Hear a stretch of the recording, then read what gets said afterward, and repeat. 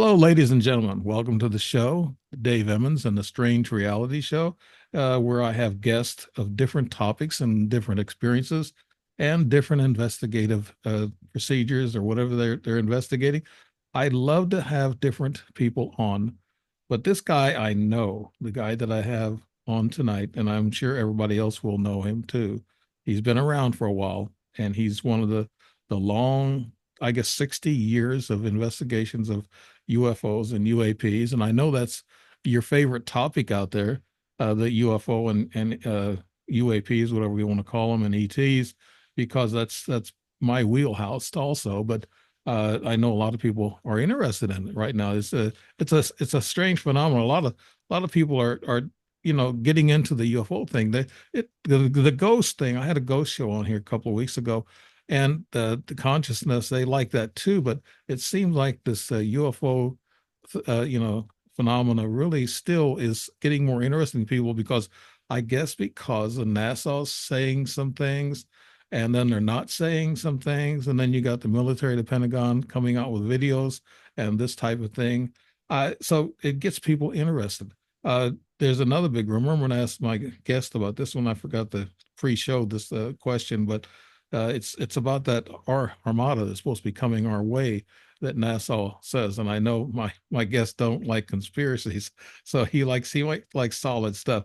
You might know this gentleman, and he's always neat and proper. He's just, he wears the bow tie and is very neat. Just his presentation is just right there. I'm talking about Mr. Richard Hoffman. And Rich Hoffman is an Army Information Technology IT defense contractor with Chuga Government Solutions. He is a senior systems engineer analyst working in the U.S. Army Material Command headquarters at Redstone Arsenal. I'll station there too for a little bit, Huntsville, Oh, Alabama, helping to shape the future direction of systems, networks, and application hosting arrangements used within the Army. He has a BA degree from the Wright State University of Organizational Communication and an extensive career in leadership positions in numerous business sectors. He has a solid background in numerous disciplines to include IT, training and development, organizational development, and many others. And I guess you can see why he's not into conspiracies. He studied this stuff, and he wants to hear some really good, solid stuff. And for nearly 6 decades, since his eighth grade science class, and timed with the patrolman Lonnie Zamora sighting in Socorro, New Mexico on 24 April 1964. I remember that. I was alive then. Rich has been pursuing his primary interest in investigating, researching, and lecturing about UFOs. Rich grew up in Dayton, Ohio, and started his investigation to UFOs in 1964 and was connected with Project Blue Book, Dr. J. Allen Hynek. We'll have to talk about that, and other thought leaders within the UFO field in late 1869. I was going to say 1960. wow. 1869. You're a time traveler. That's a conspiracy. I am indeed. In late 1969, he joined the Midwest UFO Network, later known as MUFON. He was also the director of investigations with the Ohio UFO Investigators League. Over the many decades with MUFON, he served as state section director, state director, star team manager. That's a good group there. We talked about MUFON earlier, pre-show. Deputy director for investigations and then director strategic projects. He remains a benefactor of lifetime member in MUFON in June 2017. Rich left his positions in MUFON and started a scientific organization known as the Scientific Coalition for UAP Studies, SCU, and that's what we're going to be talking about a lot. Currently, he is an executive board officer with them. SCU is composed of 300 plus scientists, engineers, former military, and don't talk conspiracy to these guys. That's what I heard. So, academia and business professionals who work to solve the phenomena using scientific methodology and leverage current technologies to investigate them. It is a think tank that focuses on cases and has strong supportive evidence and requires dedicated scientific study. Okay, board advisor, Society for UAP Studies, SUAPS, advisor, UAP Expeditions, UAPX. Rich Hoffman. How do we start? with all this. I mean, you got a long record, and it's with somebody that's got the record that you have, and you have a lot of websites here: Facebook, Twitter, LinkedIn, YouTube, and we'll get to those on the narrative and probably mention those in the show. Rich Hoffman, welcome to the show, buddy. And I appreciate you with all the work that you've done in UFOs. I'm still an old timer. I say UFOs. I'm sure you probably have the habit of doing that too, don't you? Yeah. So, Yep. It's, I was even back in the flying saucer days. yeah. So I remember flying saucers were a big topic at that time. And yeah, the term was started in 52, but nevertheless, it was still called flying saucers for a lot of people. Right. So, Hmm. yeah. When I wrote my first book 3 years ago, it was in 1963, my first experience, and I started calling it flying saucer in my book. And I said, wait a minute, I can't do that. I got to update this thing a little bit. But I never did go to UAP. That's the thing. Rich, could you tell us a little bit about what you're doing now, and tell the audience what kind of work you're doing with SCU? And I know you met a few. I guess people are going to recognize their names when you talk about them. You know quite a few people. So, Rich Hoffman, welcome, and go ahead and tell us a little bit about what you're doing right now. Hi, Dave. Well, thanks for having me in the first place. It's great to be able to be on with you again. And it's like, it's always a good time to have a conversation about the subject because, as you pointed out, it's in the news all the time. So, we hear about it. There's a lot of action going on politically, worldwide. There's a lot of action going on. Uh, I can tell you some of those things as well. For me, being around this thing for 60 years, like I have, and getting started at age 13, and now I'm 73.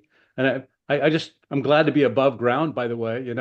Speaking about the fact that it's 1800s a minute ago, but I am glad to be alive and well and still able to be able to do this. And I know that many who have gone before me that were also in the UFO field, I wish that they could be around at these times because, it's very exciting and there's been profound changes.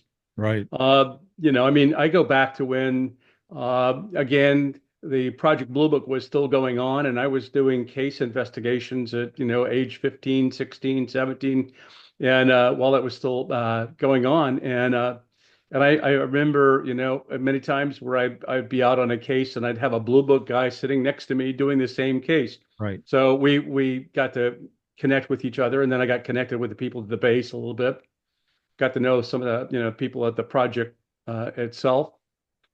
So I was with a lot of excitement, to be honest with you. I was looking forward to the University of Colorado study that was going to be a 2-year study, and that they were going to come out with a report that basically was going to help us all see what I already knew, which was that basically that these UFOs do exist and they're not from here.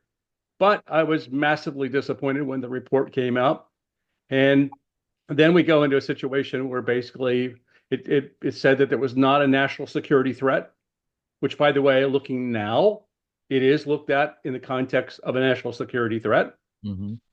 We look at the conclusions back in the Condon report, where it said basically that science would not be advanced by doing any studies on the topic. So they were encouraging scientists to just shut up about it. Well, we now have scientists all around the world that are actively engaged in it, and we're learning a lot. Right. So all those conclusions from the Condon report are just complete whitewash, ridiculous, and it led us into a period from 1969 to 2017 in what I call the dark ages of ufology, Mm-hmm. because it was basically like the Spanish Inquisition. If you talked about it, we're going to burn you at the stake. Right. Yeah. I, I you want, know, yeah, I wanted to go back and ask you about Redstone Arsenal, Alabama. sure. I was stationed there for about 6 months. I had a top secret, and I was working in nuclear weapons. I was being trained, and I was going to go to Sandia, New Mexico. Well, I was just turning 20 at that point, and I was too young to understand these military intelligence guys coming in every week, meeting with us in a rec room or whatever, and they would ask us questions and all that. And said, "Did you send an email home?" I said, "Yeah." I said, "But we have to leave them open so they can read them, because we can't talk about what we were doing." And so that was just too much for me. I had a good grade point average, and they wouldn't let me drop out of the class. And so I had to go to the post chaplain, and I got out of the class. I ended up going to Vietnam, but I went for my brother, who was his wife's gonna have a baby, so I went instead. But Rich, you were involved in Redstone Arsenal. Now they do missiles and they do nuclear weapons there. When did you work there, and what did you do there? But I actually was to tell you, I moved to here to Huntsville in it was like 1909, let's see, it was 2008 that we tried to move from Alexandria down here. And so we actually got here in 2009. I was moved from the command, Army Material Command, up in Virginia, Okay. basically down here at Redstone Arsenal. And so for the first couple of years, we were in temporary buildings down on the south end of the post. And then we moved into our current headquarters at 4400 Martin Road. And so Army Material Command is doing well. I'm still working with them. I'm not retired. I am very active, and so there you go. I've been here in the Huntsville area since 2009, and and like I said, I was the Alabama state director for MUFON for a period of time, as well as Mississippi. So all the cases that were around Alabama were all coordinated through me, and we had a number of events at the Arsenal. I mean, there's Yeah. pretty much all across the state, really. Well, it was a very interesting place to be. We had the military from all around the world go there. They were Yeah, teaching well, this. you do know that the FBI has now left Quantico and is now here at Redstone. Really, I didn't know that. So you have the FBI is located here. You've also got the Space and Missile Defense Center. You Right. also have the MDA, which is the Missile Defense Agency. You have the Army Material Command. You've got AMCOM, Aviation and Missile Command. We're on the base and sharing it with the Marshall Space Flight Center. So one half of us is NASA. The other part of it is Army. And now we've got the FBI here. We've also got there's a small office that's basically getting into hypersonic weapon systems and Hmm. platforms. So we do have a large presence here also of all the commercial players in the space program. So you have like Blue Origin here, you've got Space Launch Alliance that's located here. Uh, Boeing's got a big presence, Lockheed Martin. It's like a Silicon Valley Yeah. of all these research and big corporations that are in the technology that are down here. But largely it's about space missions. Yeah. I was there in late 68 and the early part of 69. And I left from there. I think it was wow, it must have been around.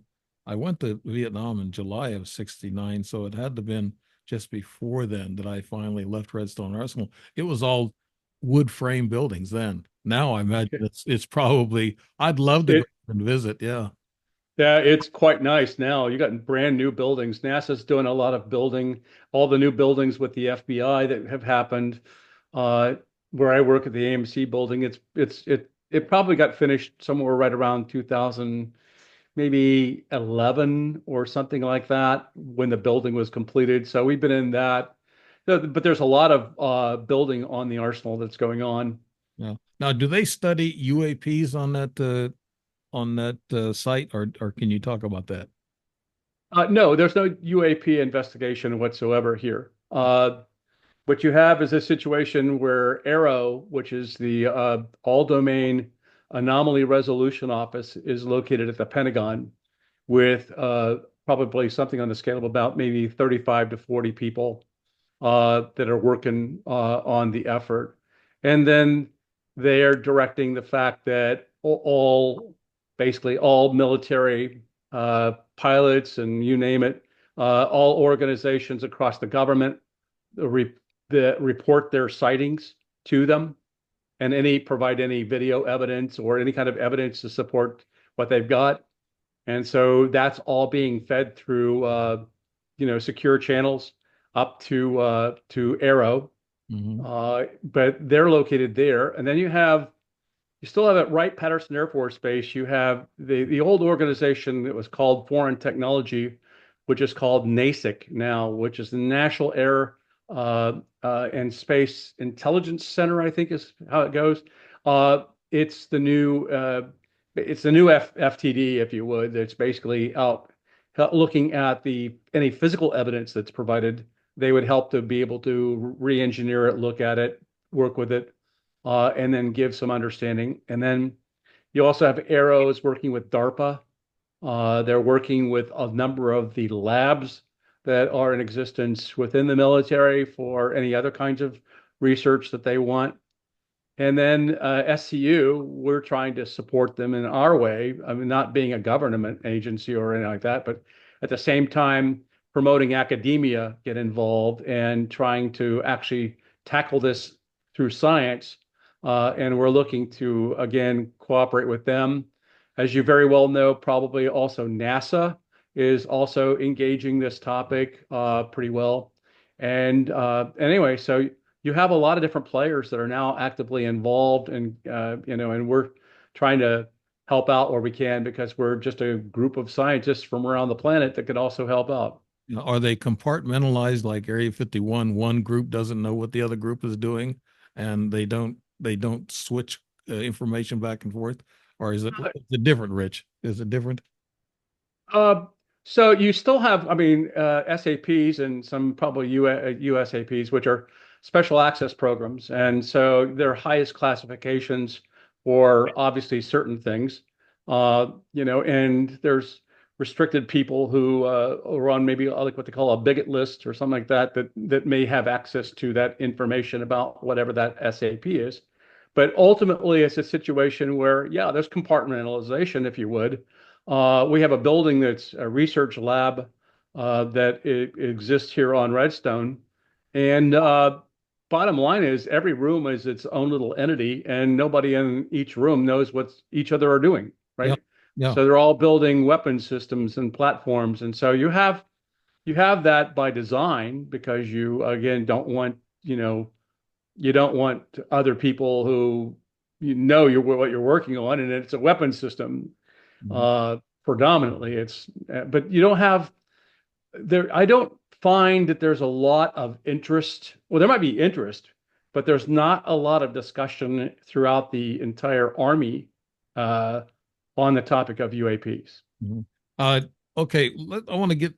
I always ask people how they get started with this interest with UFOs. And back in 1869, when you started, I can Yeah, I can and say by that the I can say that because I'm older than you.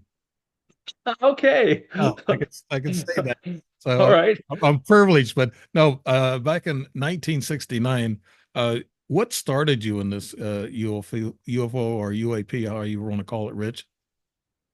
Okay, it was actually 1964. It was coinciding with that Socorro case in April 24th, 1964. So preceding that, I was in eighth grade science class, and the teacher, I was late for the class because I was in band, and I had to put my instrument away. Then I had to walk across 2 fields in order to get to the classroom.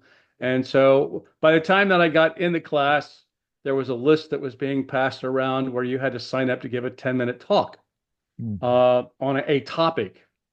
Anyway, nobody put their name next to the UFO topic, and I said that was the only thing I could do. I had no idea what they were. I went up to my teacher, Mr. Bayshore. I said, Mr. Bayshore, can you please tell me what the heck a UFO is? And he said, well, it's unidentified flying object. I said, what's that? Uh, and he said, you ever heard of flying saucers? I said, yeah, I've been in science fiction movies and stuff like that, but what's that about? Anyway, so bottom line is I was not really overwhelmed or interested that much with it. And I didn't spend much time with it either. And so when I gave my 10-minute talk, I was basically saying, stuff like, well, I read a book on my trip to Venus or my Saturnian lover. Yeah, right. Yeah, there you go. And anyway, bottom line is that my teacher started hitting me with all kinds of things. Well, what about jet pursuits? I said, jet pursuits? What about them shooting at them? I said, what are you talking about? And I couldn't answer a single question, which then equated to my happily getting a D on that project or that report. That's bad. Yeah. And so I go home that evening, and Walter Cronkite, who at the time was on CBS News, was talking about that Socorro, New Mexico case. Mhm. And I listened I thought, wow, there is something to this thing, right? And I didn't realize it at the time. It wasn't until a couple days later that my aunt took me up to a bookstore, and I got my first legitimate book on the topic, which happened to be this book right here. And let me get it. And it's the report on unidentified flying objects by the former head of Project Blue Book. You're right. Yeah. Edward J. Is that Hynek? It's Ruppelt. Rupert. Oh, yeah, okay. I couldn't. Ruppelt. Okay. And sure enough, when you open up the book and you look at the first sentence in it, in the summer of 1952, a United States Air Force F-86 jet interceptor shot at a flying saucer. Yeah. Anyway, That, bottom line is I now couldn't put the book down, yeah. and suddenly I'm enamored by the topic. And I every newspaper clipping I could get, every book that I could possibly look at, trying to get every magazine article on the topic. I collected them all, read them all from front to back, and suddenly I became, pretty versed in it. And by age 15, I was already going around the city of Dayton giving lectures to adults on the topic. Oh, wow. That's And great. then what happened was Phil Donahue, who had heard that I was in town, somebody told him and had me on the show, and I became the UFO guy for Dayton, Ohio.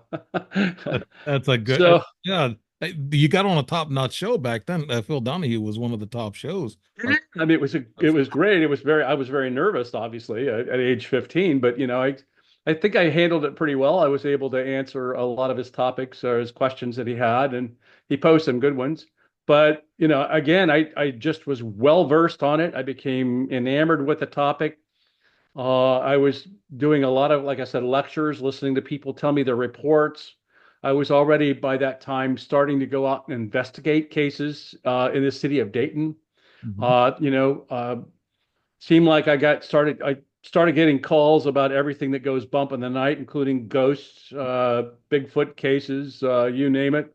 And I said, well, wait a minute, I just can't handle the diversity here. I'm going to have to stick with like the UFO subject, which is the thing that brought me in. Yeah. And so That's the old teacher. He studied up on you. He knew about things, studied it first, and then he yeah, threw it in your lap. Well, yeah, that's cheating, but it got you started. I think it that, got me started. yeah. But here's the thing. I was like about after I became so I was always on TV and radio in the city of Dayton, every, the newspaper articles about me and everything else. And so I contacted him. I said, do you mind if I come back and do a presentation to your eighth grade class? He said, sure. And I did it. And of course, I went back and talked to his class. And then I said, can I change my grade? He said, no, too late for that. Yeah. But he said, I would have given you an A if you'd done that back then. But anyway, he got a kick out of it and we had a good laugh. But I mentioned that about a teacher, a music teacher in the eighth grade, about the same grade you're in, and they it had us do some timing and some voice things to see if we were noteworthy or whatever. And sure. he told me, he said you have no music in you. He said forget about music. Well, a year later, I started the band with my brother and a couple other guys, and I've been playing music for 42 years. So There you go. See? I think that's a synchronicity, Rich, that Yes, it is. like that happens and you trip and you stumble and you say, Right. I think that's what I'm supposed to do. So yeah, great. I don't think we talked about that before, but let's get into this SCU, and it says the scientific exploration identification aerospace phenomena. Where are you based at? Is there a headquarters there for SCU? No, actually, we're the five people that were all with MUFON initially that decided to create SU. We live in different states. So, like Robert Powell lives in Texas. I live here in Alabama. We had Carl Paulson. I think he was. I want to say that maybe he was in Georgia, but I'm not sure. Larry uh, Hates was over in Georgia, and then Morgan Bell, who is in Florida. So we're all in different states. We chose to incorporate in the state of Florida, Okay. uh, and so we maintain an address there, but we don't have like a headquarters. We're just a dispersed headquarters, if you would. And we hold like routine Zoom meetings. We just had one the other night. In fact, it was last night. And we have those on a monthly basis. But we meet, we talk. We've got people that are, we've got a Latin American advisor. We also have a European advisor that joins in. We have a number of other advisors that join us, but we have right now, I think it's like something like, I want to say maybe like eight board members. Don't hold me to that count. I'd have to name them all off, but anyway, bottom line is that we get together, we discuss business and what we're going to be doing, and largely what we're doing a lot of scientific studies on various topics. Uh, we've already published numerous papers. In fact, they're up on our website if at explorescu.org. And basically, if you want to go up there, look at our library, you can actually read the papers that we put up there. But we have everything from studies in UAPs and what the effects of them are in the atmosphere or in water. We're also looking at, so that physical effects that we're seeing. We had a nuclear study where we were looking at nuclear intent. We had in the early part of the history, you had 1960s and 70s, and even before that, you had incursions by objects around where we develop, where we put together bombs, the nuclear bombs, where we detonate them, where we test them, where we move them. Everything about nuclear, you seem to have had a pretty much a UAP sighting there. Mhm. And so we basically looked at that to see if there was actually an intent to do that, and we found that there is a legitimate intent by the objects to look at these places. Uh, So the Trinity site in New Mexico, that was the first place. yeah. Imagine there was a lot of visitation there. I had a strange occurrence there, but this is not about me. It's about Mr. Rich Hoffman, which I want to get your information from you. And I know people are interested. Your organization, do you actually work with the military, or do you exchange information with the military, or is that compartmentalized also? Well, first off, I'm an IT engineering analyst with them, so I'm doing holistically different things that unrelated to the UAP. Okay. They do know that I am the UAP guy. In Yeah. fact, they have a joke that they point out that I'm the command ufologist. It's that's not an official position. That's Yeah. unofficially he's the command ufologist, right? Yeah. So, but I'm doing other kinds of things. One of the projects that I was working on most recently was actually drone killing devices. Because we have a lot of drone incursions into military space. And that's ever increasing technology that people are trying to collect either information, with maybe sensors mounted on the actual drones themselves. But we're trying to protect the military personnel and our intelligence. And so we've now got drone busters, which basically allow us to go out and disable any kind of drones that come into our perimeter. Mhm. And so I was engaged in that effort. And in addition to that, I'm also working on other kinds of projects, including the IT investments right now, IT expenditures, and how we can control some of that. So I'm kind of like here, there, and everywhere in terms of the topic, but I'm supporting them from a non-UAP related thing.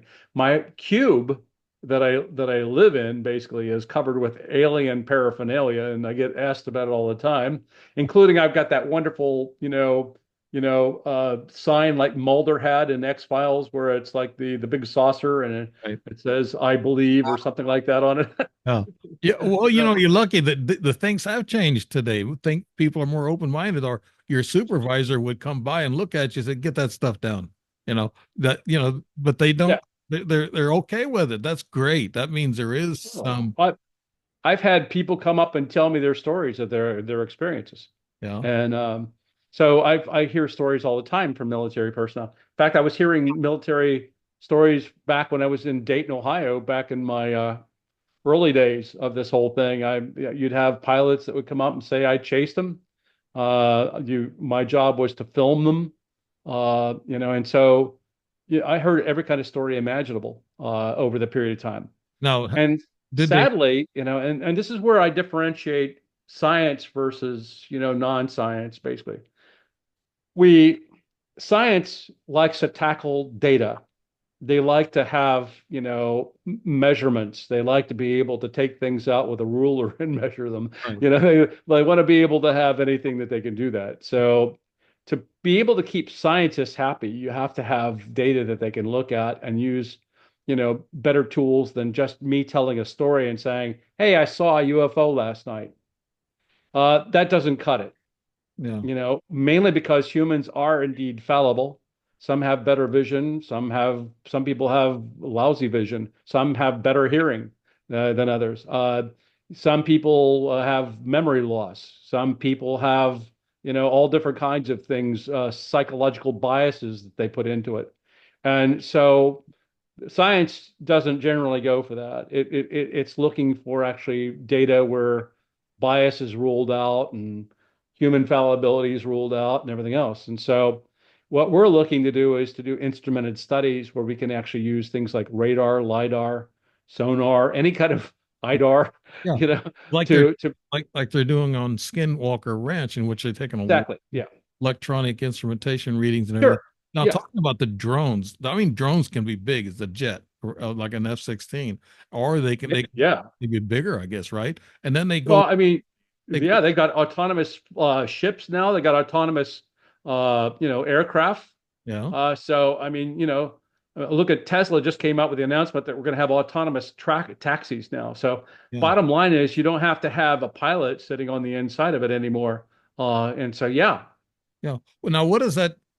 Let's go back and forth here on the drones. Our drones, in which you're working with in this group, uh, they're fantastic, and they got them from little sizes, like in Ukraine. You can see these movies all the time where they drop these little hand grenade sized bombs down on these poor guys, and you watch this stuff, and I think that's kind of awful. That war itself is. I've been in war and I don't like it at all. But do the UAPs, UFOs, do they have drones that you know of, Rich?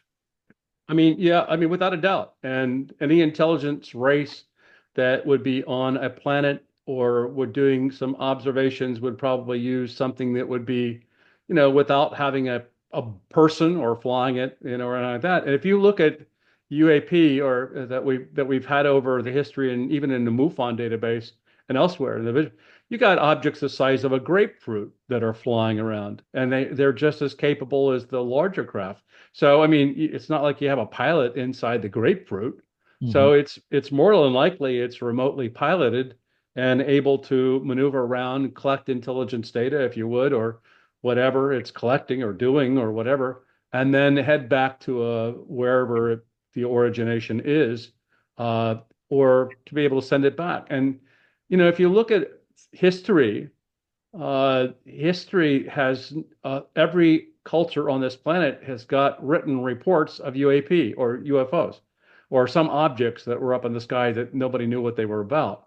So consequently, we're dealing with a phenomena and an intelligence, I think, that ultimately has been on this planet since the earliest recorded times that we've got, Yeah, yeah, and even possibly before that.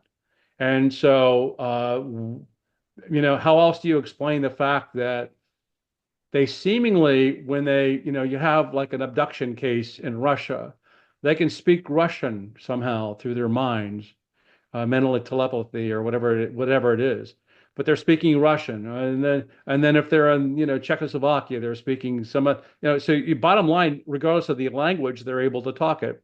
Yeah. And then you also have an intelligence that detects the fact that you're going to do things. It's almost like a precognitive intelligence. In the case of the Nimitz case in 2004, when Fravor was diving down at the object and then he was doing a rotational pattern up, the object took off and goes to what his cap point, which is basically, only he knew, and if you maybe a very limited number of what that point was near the actual carriers group, and that's a meeting point that he was going to go to next. Well, it met it; it was waiting for him after it left, and it went 60 miles in less than a second. Well, I guess they had the ability to read minds. They're tuning in on you, and they probably have little drones. I have a Dr. Robert Shipe who's got recordings of. He calls them little dragons because they look like dragonflies. They travel 1,200 to 2,000 miles an hour. He's got a bunch of videos of that, and Yeah, well, he's actually got UFO craft, pictures of them and everything. Rich, have you ever heard of Dr. Shipe? I've heard of them. I'm just going to also point out that in the military, we have very small drones. We have drones that look like insects, Yes. Mm-hmm. I mean, it's like, you can have a drone pretty much any size that's available to you, and you just operate it and use it. But drone technologies across the planet now are getting to the point where, first off, it's like that you think of the DJI. In fact, I fly a drone, and I've got my own drone here. Uh, but it's battery operated. It lasts about 20 minutes, and I have to change the battery. Mm-hmm. Well, now we got things that are using fuel and various other kinds of things to be able to go distances. And they might be all different kinds of fuel types or means of propelling them. They're getting more and more silent. They're getting more and more capable of doing things like not being detected on radar, stealth technology kind of thing. Mm-hmm. Uh, so you have a whole bunch of development across the planet because that's the next phase of maybe whatever military or whatever is using drones. And so, yeah, we're going to see a lot more of those going forward. That'll take a lot of boots off the ground. You mentioned something a while ago about the drone size of a grapefruit. Now that brings back memories of people with all these sightings that they see orbs. They see orange orbs and red orbs and bright white orbs traveling through the sky, even traveling through their houses.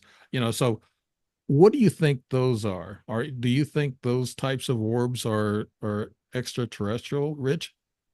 So let me clarify my position on that. Okay. First off, orb is a term that's like very badly used because people call it anything that like maybe looks like a light that's moving or something like that, and then we assume that they're all the same and they're not. So there's a phenomena called Earthlight phenomena, which I studied for a period of time. We have a group, two people that were living over here in Cloverdale that recorded in their book they call them spook lights. Yes, yes. But anyway, bottom line is the spook lights or the Cloverdale case, which is about an hour away from us over in Florence, Alabama. Anyway, it's been going on with sightings of these like spook lights since 1973 and different periods of frequency.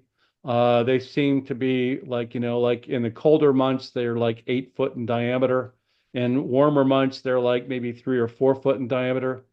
And they're like lights that basically that it's like think of a bubble that can somehow have a gases in it and it illuminates. Yeah. And the bubble moves into the air. It can move and it can move it up to 20,000 or 2,000 feet altitudes, or it can, higher even. And somehow it stays together and it's lit. Now, the ones in the colder months tend to be more toward the orange, kind of an orange color, where during the warmer months, they're like a blue or a red color.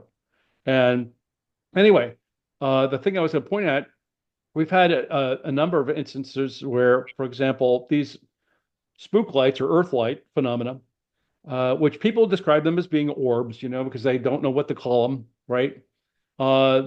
You got the Brown Mountain lights in North Carolina. You've got also the Min Min lights in Australia. You've got the Marfa lights over in Texas Right.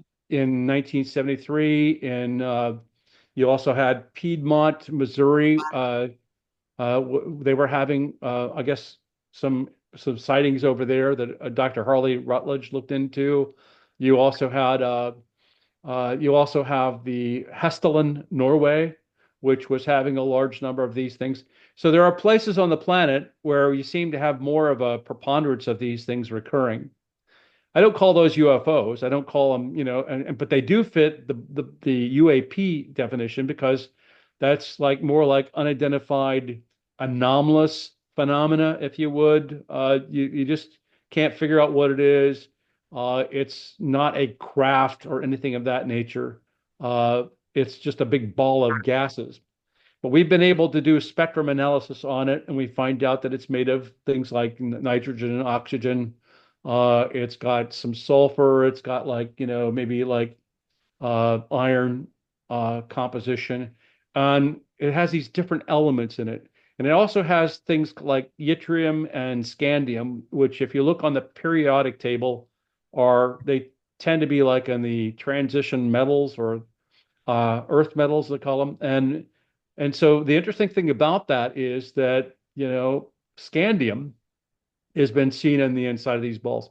Scandium is used in Hollywood to take a nighttime set and make it look like daylight. Okay. So it's used for illumination. Yeah. Well, these things are illuminating. So somehow this ball of gas is able to illuminate, and it has other kind of unique properties to it in a sense that it's omnidirectional in terms of its light. So in other words, if between you and me, one of the objects went by, I might see it and you don't see it on your side. Mm-hmm. The other thing is it seems to somehow have a magnetic attraction to things like metal. So in one case, it was above a railroad track. And if you think about it, those spook lights are around railroad tracks, right? A lot Yeah, of times. yeah. In Missouri, there's Yep. there.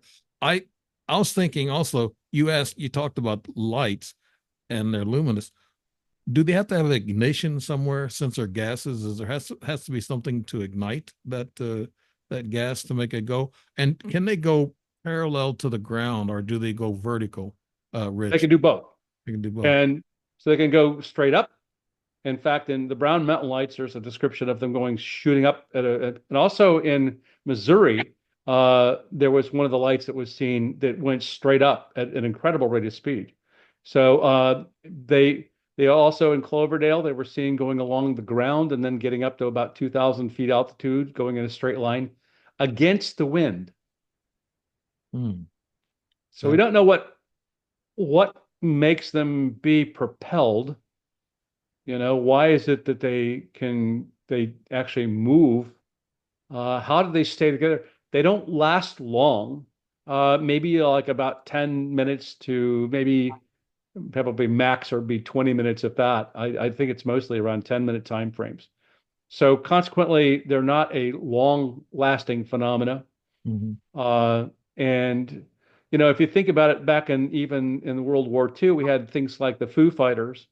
Well, the Foo Fighters could have also been some of these like Earth lights, if you would. What I heard, yeah.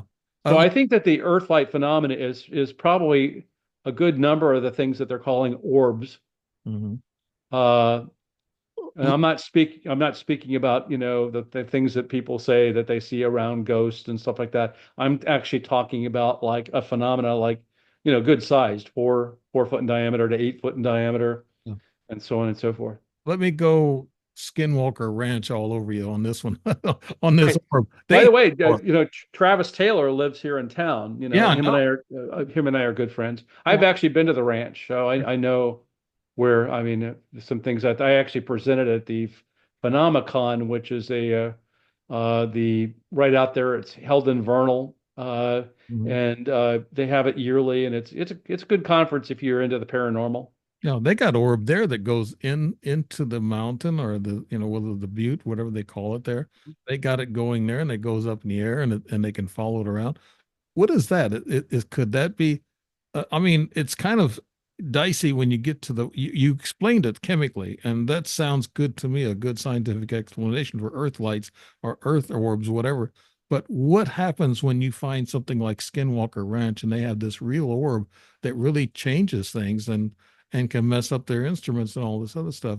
Rich, what do you think about that orb? I mean, we do. Let me go back to the Earth light phenomena itself. I didn't get to cover all of it, but the bottom line is that many of these things are actually tracked by equipment and sensors as well. For example, in Hestla, Norway, they were on the side where they couldn't see the object, but it was, if you were on the other side, you'd be able to see it. They Mhm. couldn't see it, but they could detect it on radar, and they tracked it, as it moved along. It was going at a pretty good clip. So then you also have the situation where you've got like on Skinwalker Ranch, you've got also uh, the phenomena. I think a good number of these things that you see these lights and things like that are potentially. Let me put it that initially, I think a lot of there were some of them that were the Earth light phenomena. I think now what you've got is a mixture of the fact that this has become a interest of every intelligence agency across the planet, and now you've got some actual potential things like some drones and various other things that are coming into the area that are now being seen, and they're causing confusion because now you've got, intelligence activity. You saw helicopters, military helicopters on the place. You got military aircraft flying over it. So there's a lot of interest on the part of the global intelligence world to find out just what the heck is going on there. Right. So some of those things are not just UFOs. I think that they're actually related to intelligence collection. Right. Okay. It's good that they So, strict law well, or airplanes for people not to fly drones around airports or things of that nature, because that could be unsafe. And I guess that's what they're looking at too, Rich, the safety of our commercial aircraft. well, sure. I mean, and so that's why, I know that when Travis and the team and stuff like that are going to do things like launch rockets and various other things, they're coordinating that with the FAA and trying to, and putting out notifications that said, you might not want to hang around with your small Cessna aircraft Yeah. and fly over the ranch, at that time. So ultimately, they're giving notice to be able to do that, and so they're trying to, like, prevent safety accidents as well. But you still have a lot of unusual phenomena in that whole area, which we can't explain. And Travis is what you're seeing on the show. He pointed out to me. He said that what you see is like 1/10 of what's being actually filmed. And that's, I know that to be true because I'm always being interviewed by the History Channel. I'm on a show. This is my fifth season of The Proof is Out There. Right. Uh, I'll be filmed, and we'll go through 8 hours of filming, and I'm on there for like maybe like four sentences. Yeah. So, I Yeah. mean, I mean, so I mean, consequently, most of it ends up on the editing floor, but there's a lot of things that you don't see that are going on as well. And then the other thing that he alludes to and points out very carefully is that you don't see all of the research and study that goes on of the things that they do see and they do collect, which then they spend all night long. And Eric Bard spends a lot of time going and doing that. He practically lives on and eats and sleeps on that ranch. I don't even know how he has a marriage anymore, but I mean, amazingly, he does. And they're trying to do all these, like, what can we do to figure this stuff out? How do we get into that mesa? What can we do? How do we what other kind of experiments can we do to get data? And they're getting a lot of good data. It's just that from our scientific standpoint in SCU, we would like to be able to help them out by even studying some of that data if they were willing to share it. But the problem is we can't get data to be shared. Right. There's some ownership there. Rich, on this thing could there be underground base there to Skinwalker Ranch, number one, and those orbs are flying up and down, and which takes me back to what the heck? Not all orbs are the same. I guess you were saying that a while ago. Some are gaseous and earth gas, whatever, but some are real and some are spiritual. I've seen some spiritual orbs. They're a little different looking, but that's ghostly orbs. But you talked about Skinwalker. It can only let out about 10% of what on TV. What is the rest of it? Is it top secret? Is the military telling them what to put out and what not to put out, Rich? There's no military engagement whatsoever in telling them what they can and can't do. This is the fact that, you have to understand that it's Prometheus, which is the production. They're kind of like running the show in terms of what gets on TV, right? So, I mean, that's again, the scientific investigation is going on regardless of that, but what the TV people capture is only a small part of what's going on, right? And so that's all we're seeing are little clips and snips and whatever like that of what's happening. And it's not being controlled by anybody. I mean, it's just, I mean, that's the nature of working with a producer. Just like I just got through telling you, I'll talk for 8 hours about a case and I only get on there for 4 minutes, you know? Yeah. And so, I mean, it's whatever the producer comes up with that wants to talk about it. So that's the frustrations of working with a TV or a filmmaker or a production group that they want to put on what they want to put on. Yeah. It drives my curiosity. What is the rest of the stuff they don't put on there? I know they're finding out a lot of different things, but that I guess skinwalker, they call it that because do you get into studies with the cryptids and that type of thing too, Rich?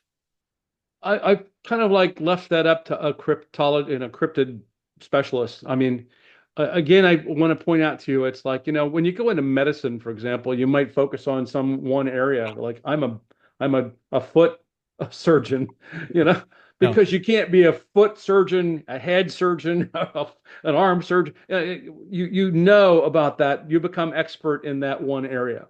And I knew that early on, I didn't want to become, a cryptologist. I don't want to be a Bigfoot expert. I don't want to be this. I don't want to be that. I'm focusing just straight on the UAP or the UFO and wanting to know as much as I can. And that's what I've done for 60 years. It could be a connection with Bigfoot from what I heard about the UFOs and things of that nature. Could you explain to people? I know a lot of people have sightings and a lot of people see these little orbs in the sky. Now, I don't pay any attention to orbs anymore because I've seen up close UFOs, up close, very up close, within 100 feet underneath of them. So I know what they look like. I know what they are, but I don't look at orbs anymore because they could be anything. They could be satellites and all this other stuff. Could you tell the people out there, Rich, what constitutes a real UFO sighting from a sighting that a lot of academia would kind of say, well, let's don't go there, but this looks good and this don't look good. Could you tell us the difference between a real sighting, Rich, and one that's really skeptical? So let me qualify. I think I know what you're trying to say. And let me put it in this context is that, first off, people have sightings of objects that they can't explain and identify. That's just a known fact. Every place on the planet has had those experiences. It doesn't mean that everybody has had the experience that you have had. They might have had a different experience.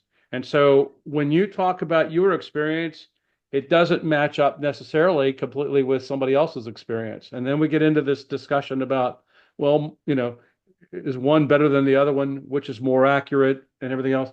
And if you go on the basis of that, right now, I could tell you that I would probably have, and over my times of lectures and having people walk up and tell me their stories, we would have an infinite variety of shapes, sizes, you name it, because everybody's stories were a little bit different. And then you can't really get your arms around any understanding of that phenomenon. So what you're looking for is like, if, a good example is like, well, I saw a white crow. Okay, you saw a blue crow. Somebody else sees a red crow. Are these all indeed real, and which one is more maybe accurate? And then do I have any way of knowing which one of these things is more accurate? What we do say is that there's a consistency. And what happens, like I was actually, on a case where I had maybe 30 people that all saw the same thing. And I individually put them into like, separated them. I gave them some paper and some, colored pencils. And I said, please draw what you saw.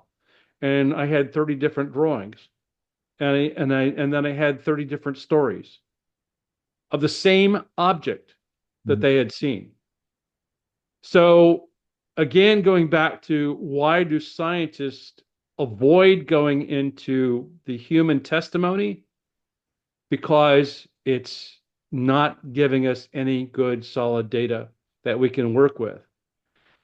And let me put it to you that way, that if you have additional data, so we go through what we call a situation where the lowest valued case is I saw a UFO last night. To the next step up in terms of a better case would be I saw a UFO and I took a picture of it. The next one up from that would be I took up and I saw one and I filmed it. The next one above that, which is a little bit more toward the credible end that scientists would be interested, is that, oh, my neighbor also saw it. Mhm. The next one up is it caused a shortage in my vehicle. And the next one up from that. So you see what I'm talking about. Right. The more you have something that supports the fact that you alone saw something, and the fact that you now have additional eyes in this or sensors or whatever like that, that also corroborates that you saw something, then that's where science wants to be able to look at it. I've been there, exactly what you're talking about, Rich. It's kind of like an accident report the police take. And I might have three or Yeah. four cases, and they'll be a little different. When I had my first sighting in '63, I had my good friend with me, and he's still around with me. And we saw things. I was more visual. I was looking in the portal, the windows to see, and we saw shadows moving around, and these were the ETs. And my friend, he heard a hissing, a buzzing sound. I didn't pay any attention to that. I was looking at the portal, the windows, and see if I can see something. I was scared, but we talked about it afterwards, and he said he heard a whistling or a humming sound, and I guess I went beyond that, and I was more visual. But I also saw it take off, and he didn't, and Yeah. saw it, right take right out to the west, and he didn't see that. But Yeah. that's the difference between eyewitnesses. We concentrate on what we think our talents are better at. Mine was more visual than listening. I wanted to see what it was. And so you're absolutely right, Rich. I mean, there is differences in what people see, even though it was an actual sighting and it was real. And we both described it right down to about 85, 90% of it. So that Yeah. makes it pretty precise. But just a couple of little things were different than what he understands and what I understand from it. Uh, Right. yeah, and it's actually, and when the craft was low, it was going through the top of the trees, and it had leaves on it. It was summertime, and the lights were flickering. The three little lights it had on the front of it, it was flickering through the leaves. He had a flashlight, my buddy did, and he was flashing the flashlight at it, and he said it was communicating with us. And later, I thought, no, it was the leaves flickering with the light that was flickering at the same time this flashlight was. So yeah, so we do see things a little differently, and what a good yeah, you said it just right, buddy. Rich, that's right on. And Hopefully that helps. And so again, it's not like, science wants is not wanting to dismiss it, because I mean, your vision and you're seeing something is a data point for a scientific study. But what I'm trying to tell you is that, we're trying to, in SCU, we're trying to look at those very difficult cases where you've got, like, for example, in the Nimitz case, where you've got the ship, the radar detects the object. You've got also pilots who are flying, two F-18 pilots, or with two people aboard each aircraft. All four of them are seeing the same thing. That you also have it's being, seen by a whole variety of other people, and so you have a lot of data points and a lot of different sensors involved where you could actually now do something with it scientifically. Mhm. So when we were told that and they actually had this recorded where the radar, which is a phased radar system, was able to watch the object drop from 20,000 feet to stop above the sea level in 0.78 of a second from a height of 20,000 feet. Wow. Now think about that. 20,000 feet. You look up, aircraft in the air, they're up at probably about close to 40,000 or something like that. I mean, those high flying aircraft that are going over. But anyway, it's up that pretty much that high. And it drops in not even before you could say one. It has already dropped 20,000 and it somehow has a braking system that it stops above the water. And oh, by the way, it stays in one piece, Yeah. doesn't disintegrate, doesn't create a sonic boom, doesn't heat up in the atmosphere, doesn't release kinetic energy from just the sheer drop of this object. And so, it was going, and it was also, when we calculated the speed, it was going at 38,000 miles per hour. That's Mach 50, Yeah. 50 times the speed of sound. Mhm. I heard all that information, and the military, they pay attention. I heard that a lot of times the academics and the people who are researching these things, they will listen to commercial pilots, they will listen to military pilots and naval people, more so than they will civilians that see things, because they say they're more trained. Well, that makes some of us frustrated that has really seen something real, and they're saying, well, we'll only believe these experts and these people who fly. But you can't just really dismiss everything. I saw a giant, and I want to ask you about this TR-3B, the triangular craft. I saw a giant one. My mom and my two brothers saw it with me. It come right over my house, and it was only about 35 feet up. It actually clipped the tree next across from my road there, and I was just amazed that, how huge it was. It covered about 8 houses, and I don't think that's a TR-3B or military. I've heard though that we do have them. We do have triangle craft that can really float, stop, and then take off another direction. Do we have those, Rich? And what's the comparison of those two types of sightings? Well, let me put it to you this way: we had triangular shaped craft, the F-117. You got a whole variety, of other delta shaped craft, and the new design is to develop a triangular shaped craft as well. But if you look at all those craft, none of them are using advanced propulsion systems like being able to hover, Mhm. do instantaneous accelerations without any kind of propulsion. All those craft that we build are built with the idea of like jet engines or something like that, where something's got to propel out the back for it to go forward, right? So I mean, ultimately, we don't have the technology at all to be able to do things like anti-gravity or anything like that, or not even anti-gravity, but other kinds of things. That's not something that we have. We're still doing that. And so there's nothing in our inventory, even going back to those SAPs that we talked about, those unclassified or the even unacknowledged special access program. It's not something that's a foreign military has developed either. And so what you're looking at is the technology and the capability of something that's probably at least 1,000 years ahead of us. Mhm. Now, And so people want to declare that it's the TR-3B, which I've never seen a model design put to it. They all have the triangular shaped objects that are reported are quite different. They have lighting packages that are different. They are different sizes. They are different in a little difference in their shapes. mhm. And I think that they're more connected to the same origination, if you would, that the UAP or the flying saucer was from, I guess you might say. Well, this triangular craft, it was really low, 35 feet, I'd say up, and it had two glass globes in the front of it. Those globes weren't lit. They weren't bright like the back two were only lit, but the front one wasn't. And I guess because it was traveling really slow, they wasn't going at great speed. But there was actually two glass globes about 15 feet long, about 5 or 6 feet wide, and they were right together each other, right in the nose section. And I noticed that. I said, "That's weird. Glass globes. I never heard of that." And then I saw the two bright ones on the tail ends, on the each tail end, and then I saw about a 30, 35 foot type of ventilation system. It had slats in it, and I heard a little buzzing sound coming from that. And then it had a little red light on the middle tail part of it, and it was grooved at the bottom. It had certain grooves that I guess that made up the. And then I didn't see the top though because I was right under it.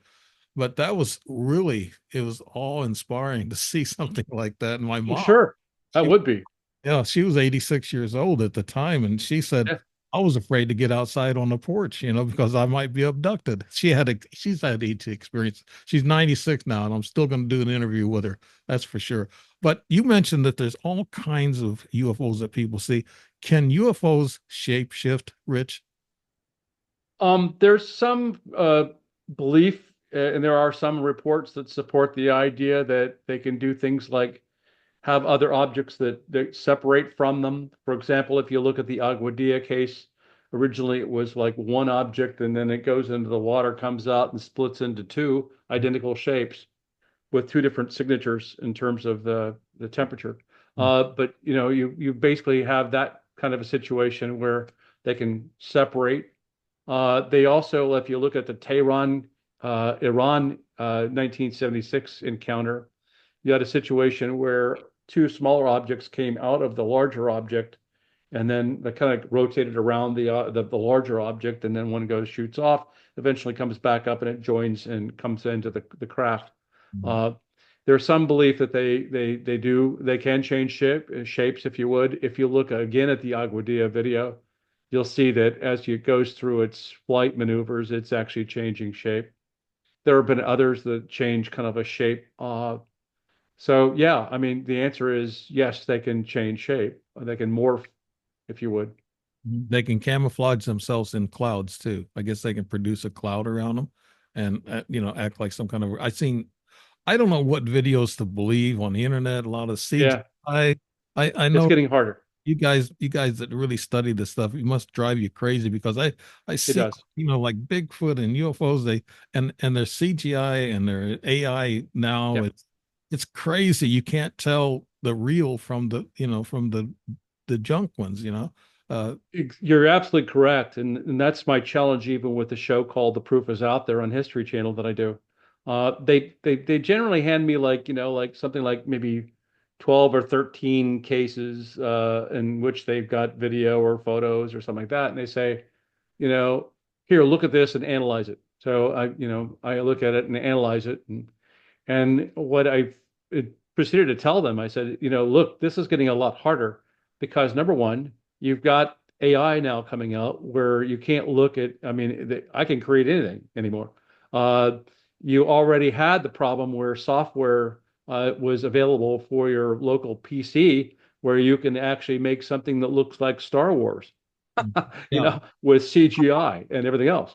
And so everybody can do that. And so consequently, if you look on YouTube and all the wonderful videos that people put up there, you'll see that there's probably about 6 million of these like videos, and the vast majority of them are all either CGI or some sort of other creation, and they're not even accurate. So going back to your point, what do you really believe anymore? This is another reason why we've also now started not really focusing as much scientifically on that photo stuff or even video stuff because of that. It can be easily contrived and manipulated.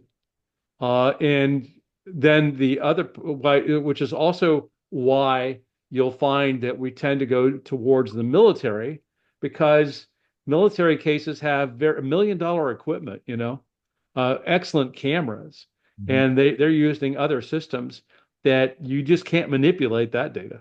Yeah. And plus, the military Yeah. won't say anything unless they really know that it's true or it's legitimate. That's another thing about the military. You can trust them in that area, but they're not letting out all the information to us. They're not telling us everything. That's for sure. I, yeah, completely agree. The whole history of the phenomena has got many instances where, like, where actually, as people were talking about the case or sharing it, it's immediately classified, and then they shut it up, and people take all the evidence and they go off, and where do they go? And so consequently, we've lost that. And it's like, I when I talk with people They say that they're threatened. They're not allowed to talk about certain things or whatever like that. And it's because, again, the military's got that, or the government's got that intelligence and that information. And it's not necessarily true that it's all being shared with even the people that are working in Arrow. Mhm. I don't know that all of that's come forward. They don't seem to like, maybe have access to some of those things. Uh, and so that's a shame. So bottom line is, I think that there's a lot that's being, I want to say cover up, but I also work with the DoD, and it's a situation where more often than not, it's just ignorance and also the fact that people don't. You remember you talked about compartmentalization in each room. Well, people don't talk, and so consequently, you're not going to have a discussion about UFOs or UAPs or whatever like that with anybody else. And so there you go. What about David Grusch, that whistleblower? Do you believe any of that, or is that all true, you think, Rich? I think that David Grusch was exposed to a lot of stuff. He's definitely had the classification level that he would be able to see that kind of stuff. I mentioned those SAP programs and the USAPs. Uh, he would had access to that with his clearance that he had. Um, and I believe that, like everybody else, you have a situation where you're told something from another person, right? And they say, well, I used to work around recovered craft, you know, and I'm telling you this story in private, and I might be able to provide you some information that supports the idea that I was doing that, but he was not firsthand to that. He was like hearing it secondhand or third hand or whatever like that. And over a period of time, after you've heard this, and I've heard this too, I mean, I've heard people walk up and say, "Well, we had those craft, and really, and yeah, look at Roswell, yeah, we had that. Mhm. We also had, if you look at Kecksburg, yeah, we had that. We've had these craft. So is it a surprise to me that he's saying the fact that we have recovered craft? No. I think that we've had, recovered craft. I think Roswell's a legit case. I think we also have other potential crashes or materials that have been handed forward that are in military and government possession. Right. And So so, consequently, it's just, but again, it comes back to, can I show you any evidence to support my story? And is that just me making up a story, right? So until you actually have something where you could actually look at it and say that, then that you're left with the fact that it's just basically hearsay. Mhm. And so I understand people's hesitation with that, but I also say that that's kind of like the way that the military works. You know? they've gotten real good about covering things up, like in Roswell. Yeah. Uh, I think that you always hear these words or these rumors. I don't know what to call them rumors, but they always say they're about 50 years in advance of what us civilians know about. We don't, they have the military and the scientific community underground. They have all these gadgets and all this these inventions that are held back from us for 50 years. Rich, is there any truth to any of that? Well, yeah. I mean, ultimately, we don't, things go through development phases. Like you come up with an idea. Let's say I came up with the idea that I wanted to test an experiment on, some sort of a laser gun. That's a simple thing. I want that weapon, right? I want to develop some sort of a laser gun, right? That, like the Buck Rogers kind of thing or something like that. Yeah.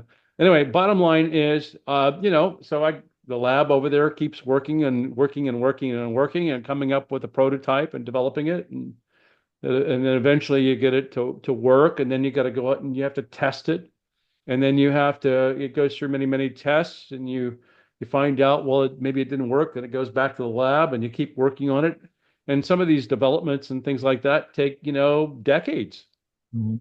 and then finally you get something that actually works, that you're going to now do it, and then you put it through field tests, and we do this all the time in the military, where you put it through a field test and see if it actually does work, and then if it does work, then you actually field it out to the military to be able to use. I And so now you're talking about the fact that, maybe your idea of building this laser gun gets out maybe 15 years later. Yeah. And so, yeah, I mean, that's just the way development works. Yeah. And, especially in the military, bottom line is that you keep all that stuff secret because obviously you don't want the Russians, the Chinese, and everybody else to know what the heck you're working on or why develop the weapon. They've already got a counter weapon that they're developing. Mhm. I heard So, that the Navy's using lasers, and we got the DO weapon. I don't want to go there. Where I want to go is the Hubble, telescope with NASA. They have seen with they've said something about a second moon coming into our vision, and it should be here soon. I don't know if NASA said that, but also there's supposed to be an armada of aliens coming towards us at light speed, and they change direction in outer space coming our way. Have you heard anything about that? Or are they just conspiracies? Is this internet no, junk? so this idea about a second moon is nothing more than, and they've already confirmed it. It's an asteroid that basically is now caught in an orbit around the Earth, much like the moon is. Mhm. And so they're putting out the statement says, "Oh, for a period of time, the Earth has a second moon. It's nothing more than an asteroid that is now orbiting like our moon does, and so that's our second moon. It doesn't mean that you got something like whatever coming from out there and it's going to come back and it's like anything at all like a moon. But this is just an asteroid that's in orbit around the Earth. As far as an armada, I've never heard of anything like that at all. I don't know. I'd have to have some sort of a science-based article that I could read and study and find out who's making that claim, what evidence do they have that supports that. Well, they Um, said the Hubble telescope and NASA, they won't talk about it, but they said the word got out on that. And also the Mars pictures. There's a lot of Mars pictures that are being shown to us. We don't know if those been been messed with or tampered with, photography or cleaned up or whatever. yeah. And we don't Well, know. goes back to, let me tell you, Dave. So, like when you said the word they said that, who's the they? I know it's gonna piss scientists off when I say that. Okay. Yeah, yeah. I'm just saying that, the word they, it's like people often say, well, the government, like as if it's one entity, right? And the government is huge with, hundreds of thousands of people in it, hundreds of thousands of different organizations. And so when you say that the government said this or the government said that, I'm sorry. I have a hard time accepting that the government does anything cohesively and that this is their one position on anything.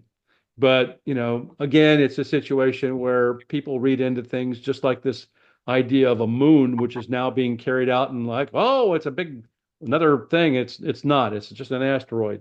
Um, and so as far as the Hubble seeing that, I'd have to see the evidence from Hubble.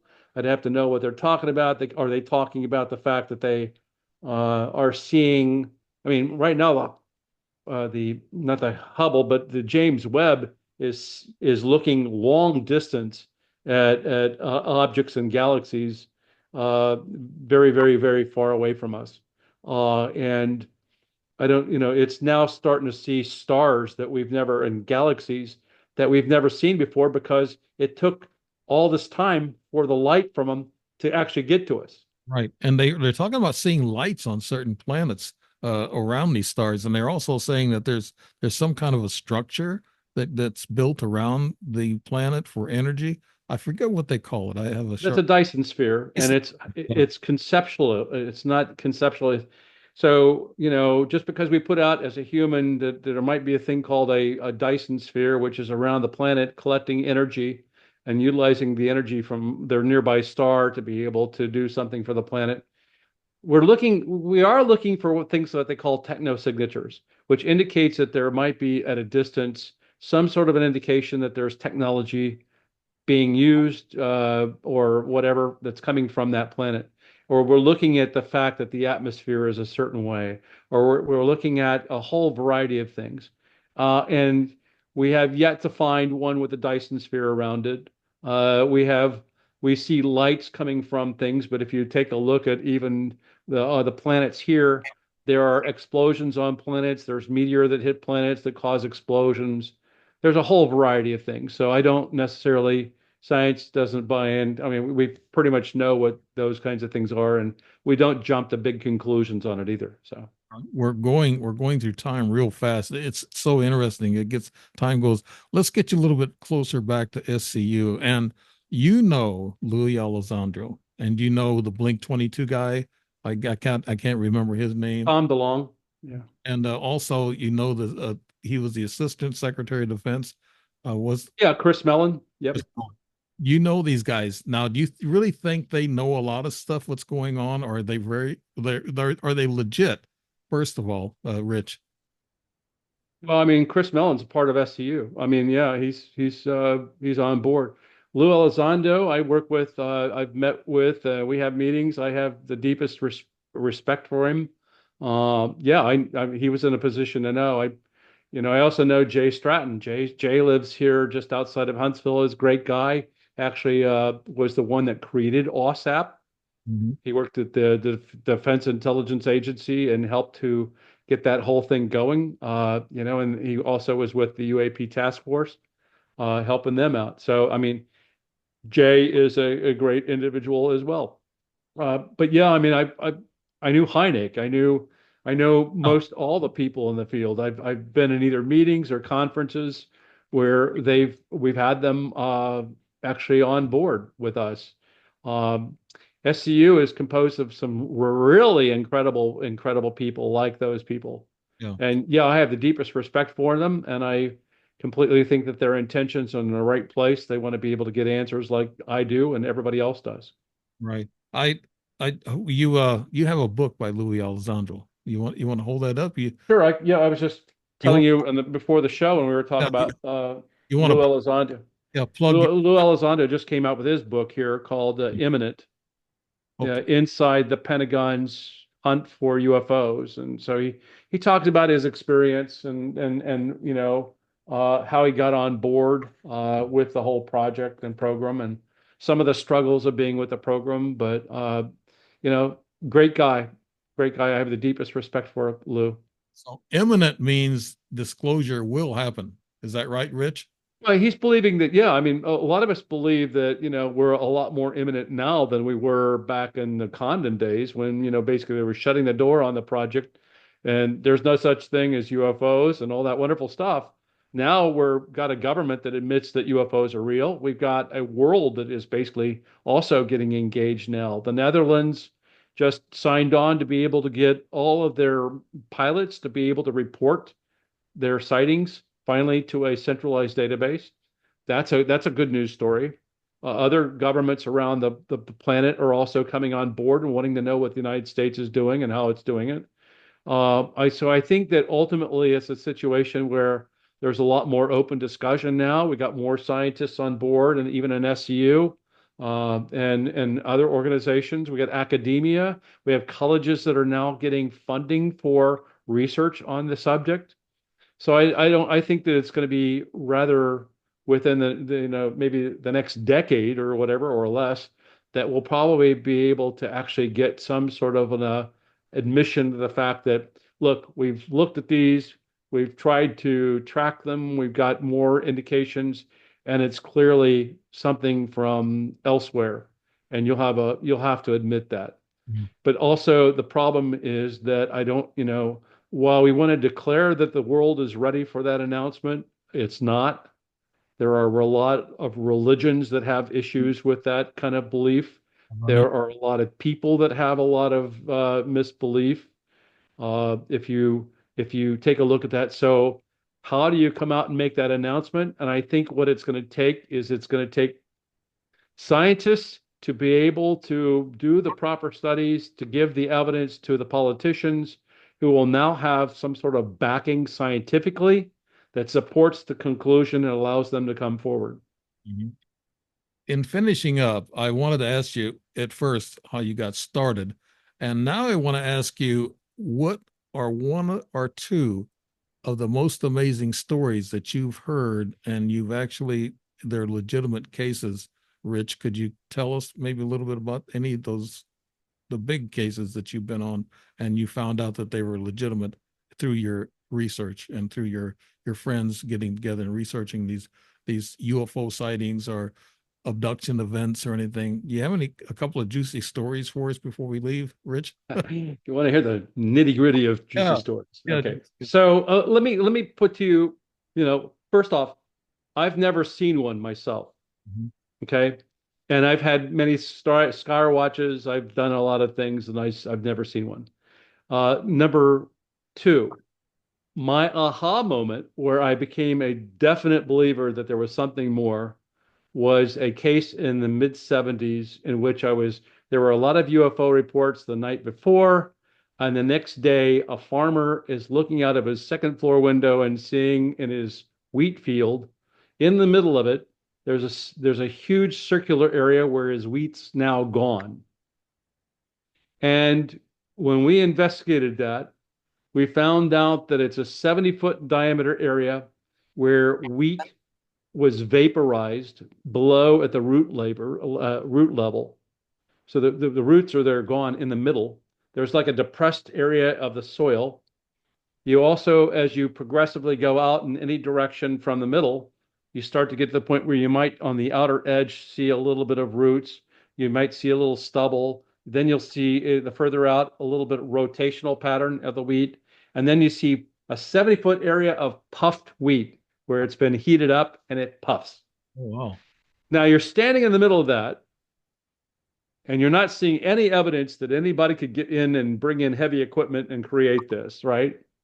It's not like that there were flamethrowers that were brought in to burn the soil or anything like that. That was my aha moment because you realize that the only place that it could come from was from up above, Right. right? So ultimately, it's a situation where I very quickly now started to accept that we're dealing with something that was way more than any of us knew, Uh, the right? the farmer was an eyewitness to the craft landing, or No, no. He didn't know about the UFO sightings in the area around him. He just saw the next day that the fact that the wheat crop was impacted, right? Mhm. So without having a sighting, but seeing that kind of evidence, that led me to believe that there was something legit to this whole thing, right? Yeah, kind of like I don't need to see one now, right? kind of like related to crop circles, right? Not related to crop circles. Crop circles are about the fact that I can bend the wheat down. This is the wheat has been vaporized. It's gone.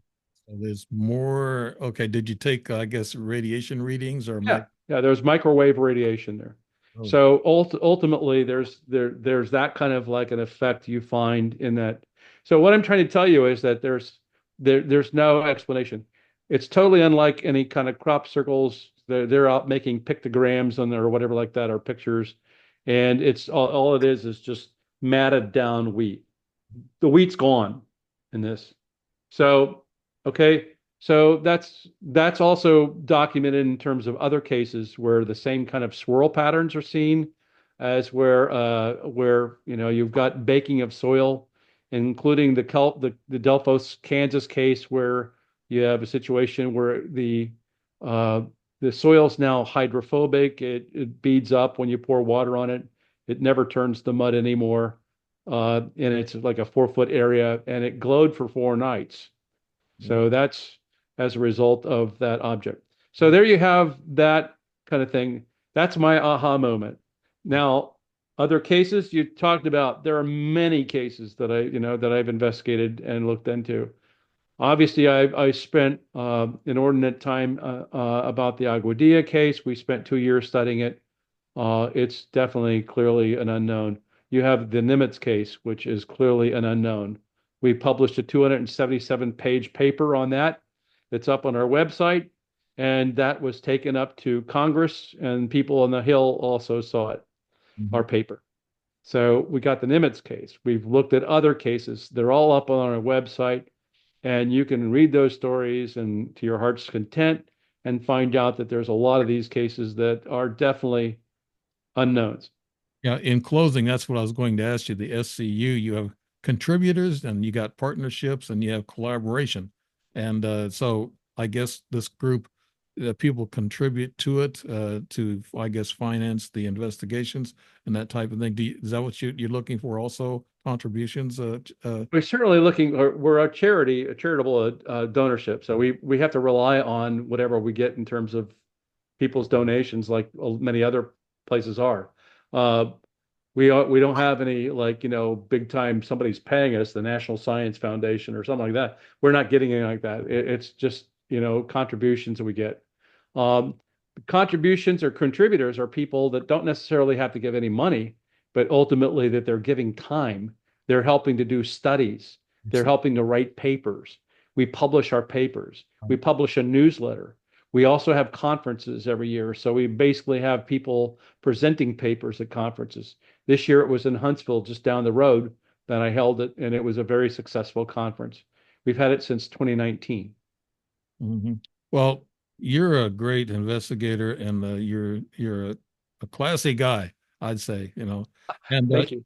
you have Facebook, you have explorescu.org, and you're LinkedIn, and you have a YouTube channel. So people can look at all that. And I'll probably put those sites on the narrative whenever I post this video.